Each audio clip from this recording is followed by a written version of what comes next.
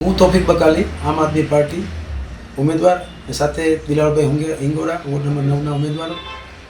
મતગણતરીના દિવસે જે ચુકાદો આવ્યો, જનાદેશ આવેલ, તેઓ અમને શિરોમાન્ય છે અને અમે લોકપ્રતિનિધિ, લોકસેવક નહીં પણ જનસેવક તરીકે હંમેશા કામ કરતા રહીશું. તોફિકભાઈ, કોંગ્રેસના ગઢમાં ગાબડું, એનું કારણ શું? કોંગ્રેસ વર્ષોથી, મને જ્યાં સુધી યાદ છે, હું મોટો થયો ત્યારથી વોર્ડ નંબર 9માં હંમેશા કોંગ્રેસ જ જીતતી આવે છે.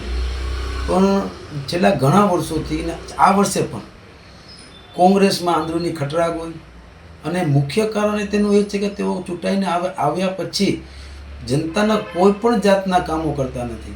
સામાન્ય પ્રાથમિક સુવિધાઓ હોય, સાફ સફાઈ, ગટર યોજના, ગટર ઉભરાતી હોય છે અને સ્ટ્રીટ લાઇટો બંધ હોય છે. એનું મુખ્ય કારણ તેઓ કામ કરતા નથી અને અંદરૂની વાંધા હતા.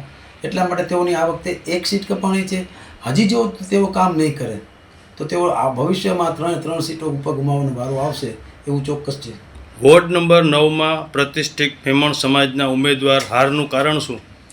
ગઈકાલે પણ એક છાપામાં બાઇટ આવી હતી કે ઉપલેટા મેમણ સમાજના પ્રતિષ્ઠિત ઉમેદવારોની હાર થઈ. એમાં ઓલ ઇન્ડિયા મેમણ જમાત ફેડરેશનના જનરલ સેક્રેટરી હાજી સલીમ, વર્તમાન ઉપલેટા મેમણ સમાજના સેક્રેટરી આરીફભાઈ નાથાણી, હું ભૂતપૂર્વ શિક્ષણ સમિતિનો ચેરમેન તોફિકભાઈ બકાલી અને વર્તમાન ભૂતપૂર્વ રસીદભાઈ સિવાણીની પણ હાર થઈ.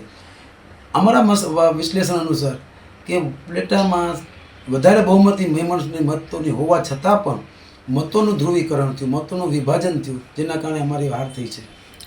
ઉમેદવાર પાસે તમારો અભિગમ શું હવે? ઉમેદવારો હવે પછી જે ઉમેદવારો આવ્યા છે તેઓ ચૂંટાઈને આવ્યા છે, જનપ્રતિનિધિ બન્યા છે, તો જે તેઓ વચન કર્યા છે અને તેઓ કામો કરે જેનાથી પબ્લિકને ફાયદો થાય. અને અમારો અભિગમ એવો રહેશે કે તમને જ્યારે પણ અમે જે કીધું હતું અમે કામ કરતા હતા, કામ કરીએ છીએ અને કામ કરતા રહીશું. અમારી જ્યાં પણ જરૂર પડશે જનતાને અમે તેઓ કામો કરીશું.